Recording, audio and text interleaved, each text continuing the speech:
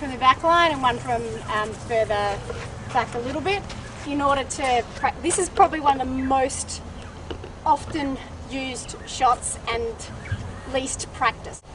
Alright, so they have to be hand protecting because otherwise, the ball's going to go in the net here, which means the whole of the net is exposed essentially. So from here, that's why you need to get yourself out and away from the keeper. They get to use everything. Their whole body can stop you. So from here, laying out flat, they can actually take up a whole lot of space, throw a stick in there as well. They've got a whole lot covered. So you need to be careful because you can't leave the post because that's where the goal is.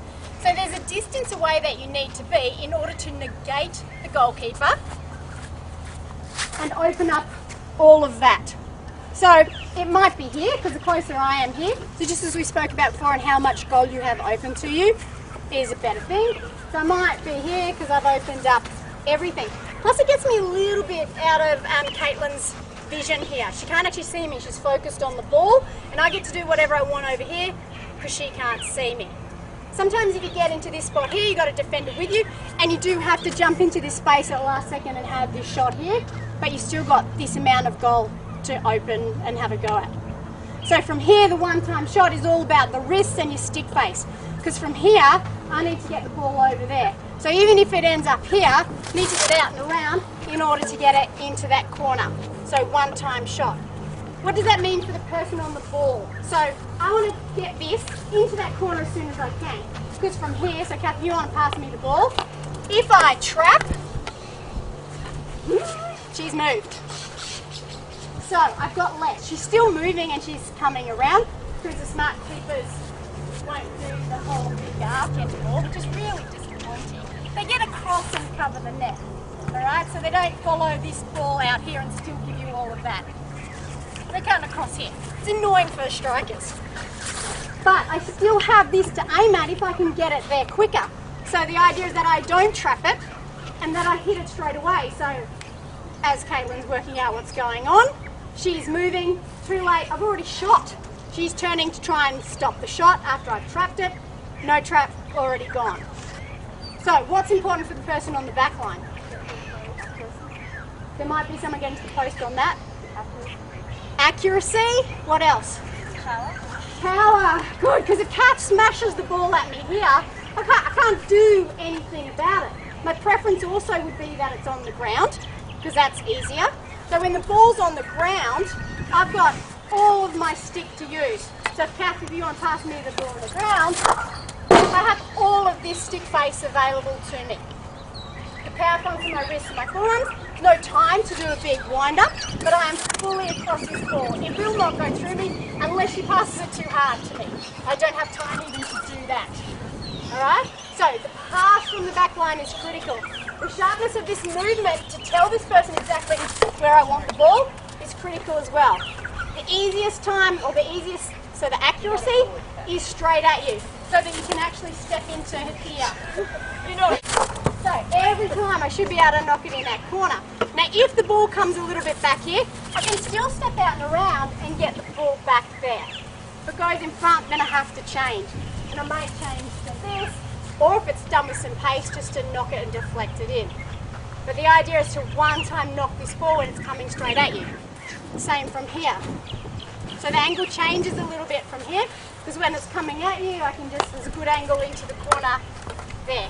From here, if I stand like this, I've already closed off the second post to myself. So for starters, I've got to do this. So just as we were trying to set up the ball before into the opposite corner, sometimes you have to set up yourself into the opposite corner in order to open it up. Because if I'm closed like this, all I'm going to do is hit my own foot, because that's where I'm trying to get the ball. So if I'm getting it here, my own foot is in the way of me scoring this goal. So you have to be opened up and able to then knock this ball in the corner. The other thing you need to think about is, well, the goalkeeper.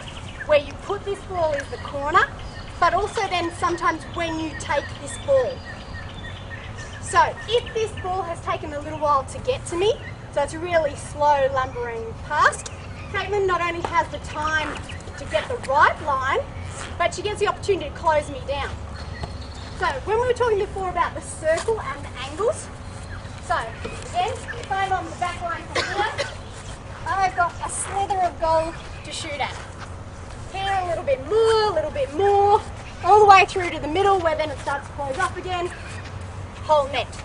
It's the same for the keepers and when they're closing you down. So if I stand here, as massive as I am, I still can't cover everything here. Even the biggest goalie can't cover everything from that ball coming from there. But the closer I am, the bigger I get. So I get to smother this ball. So from there, I unsave everything here no matter my size, because I'm on top of it, I get the whole body to stop this ball as a keeper. So if this ball is delayed, and the keeper gets to 1, correct line, 2, close down, these steps are done so quickly. By the time this ball gets to you, a little bit of bobble, she's literally on top of you, closing this down, dead in the water. So what do? Change the line, absolutely. So then the hardest thing for the keeper then is a change, is a shift. Because she's come out here and come out quickly, the moving sideways is difficult, so you have to change. If you trap and drag, it takes up time.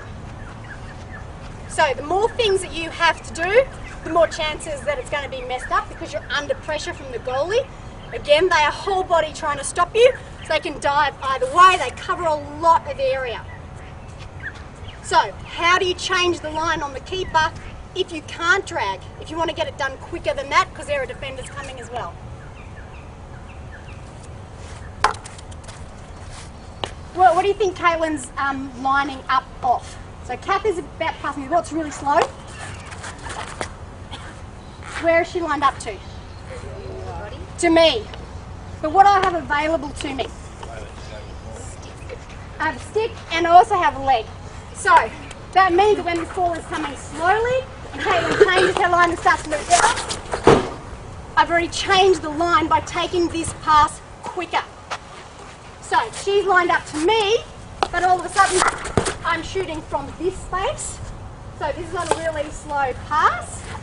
Then she's got her own. So she will line up on me, and all of a sudden it's not correct. So she's stepping out into this space here, and I've got this part of the goal to aim at. So it might be that that's not actually the case, that you are closed down by the keeper because you're caught too close. Then you can quickly change the line. There has to be one quick change. I think, my opinion is that's why the goalkeepers often get the reverse stick wrong. So Kath, if you want to pass me the ball. So here, and then I bobbled or mess it up. Caitlin comes with me. She's still lined off me. One quick change and I've opened up the other side of the net. So I think the keepers sometimes get the reverse stick wrong because they line up from the person. So if I'm hitting on the four-stick, I'm hitting from under my body, everything is lined up here. On the reverse stick, you're actually hitting from outside the line of your body, well outside. So if the keeper is lined up off my body, from the ball, they have the wrong line. So when you can change the ball one time and quickly on the defender, especially on the reverse, once you shift, then you open up the other side of the net. So although we've spoken about second post, shooting professional side, second post, sometimes when you've opened up a passing channel into the goal, you go the first post. So does that make sense? So if you've opened up that space, you go first post.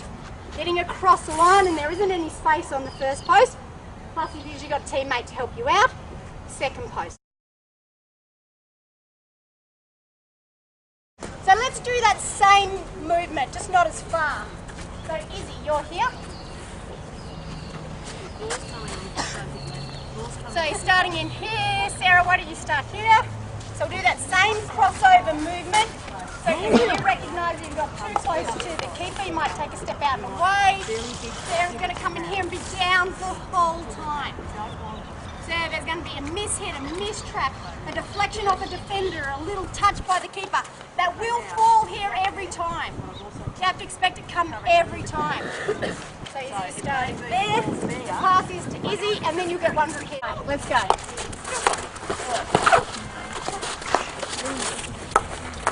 Come on. Alright, so you need to have your wrists together in order to slap this into the corner.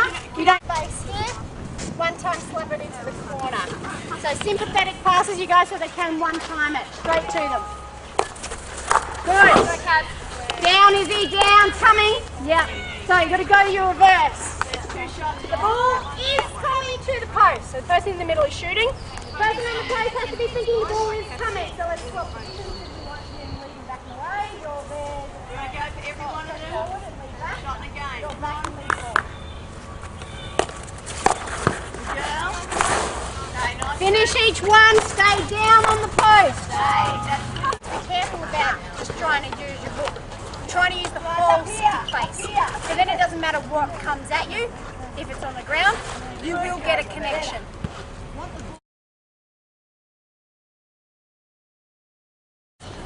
No matter what it touches in here, it will always sail past this post. That is what you have to say to yourself. Your job is to make sure that this goal is now this much wider.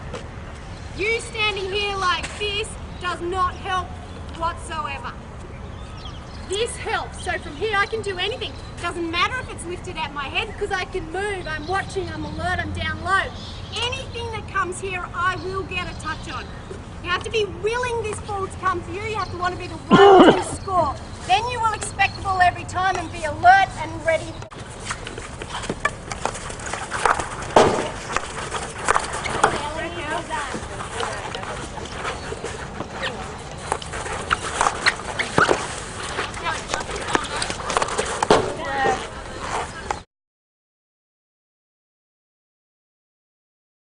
The option for this striker to one-time shoot is all about the quality of pass. Giving yourself the full bat to have a swipe at this is good, and the use of your wrists in order to open up the other side of the net. So the other thing we need to talk about is the stick face. So a couple of people at times had it too open and it went over the top. From this situation, when you've got a whole goal to aim at, then you need to keep your stick face fully straight up because you've got plenty of goal to aim at. You're not trying to get it over anything, you're just trying to make sure it goes in the corner. So keep your stick face straight up. It changes if you need to get a little bit of height, like if you're out a little bit further and the keeper's sliding out at you, you might need to actually get it open, that's fine. But when you've got all goal to aim at, then you need to keep it straight up.